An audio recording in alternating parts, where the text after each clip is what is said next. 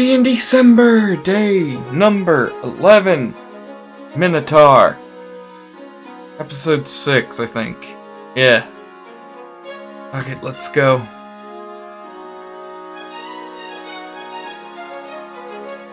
Seven. Another rogue. Okay, if we get, a Minotaur rogue. Alright. D20 to figure out the trait. Aggressive. An aggressive Minotaur rogue. Alright. Guess that makes sense. Yeah, I guess I'll get to it.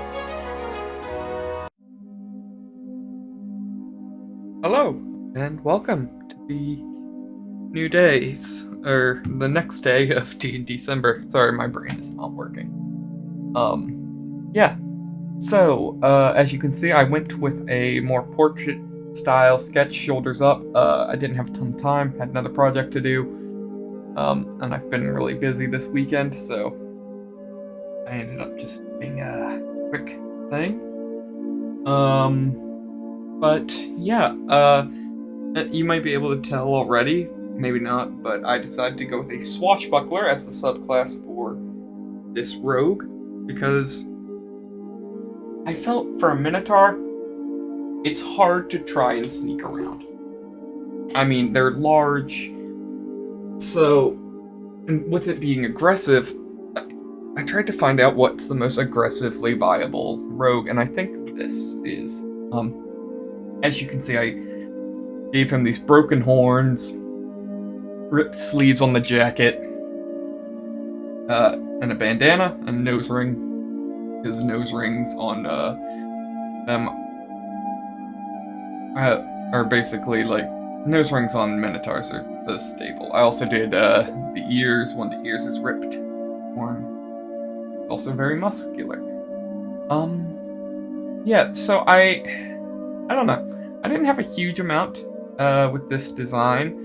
I do really like how it came out in the inking stage. Once I started adding color, I became less of a fan of it. I still think it's okay, but I don't know. Something about like the way the inks on this came out, I really enjoyed.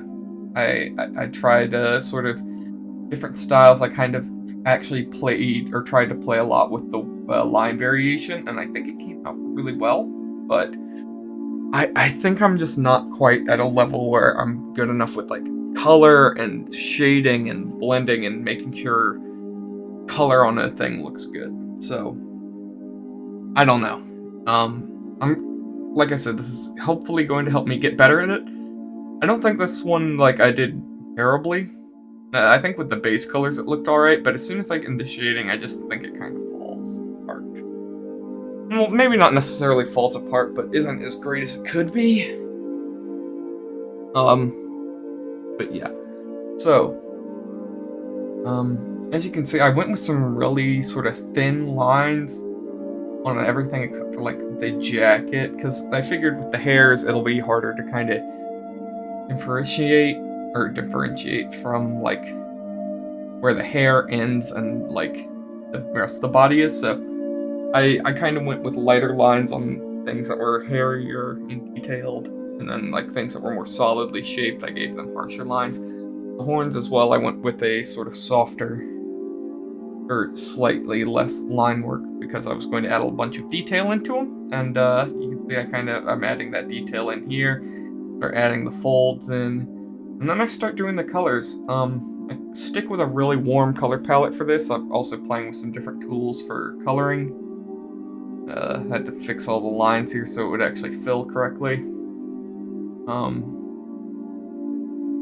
I eventually went with like an orange for the eyes that has sort of red on the outline, yellow towards the center.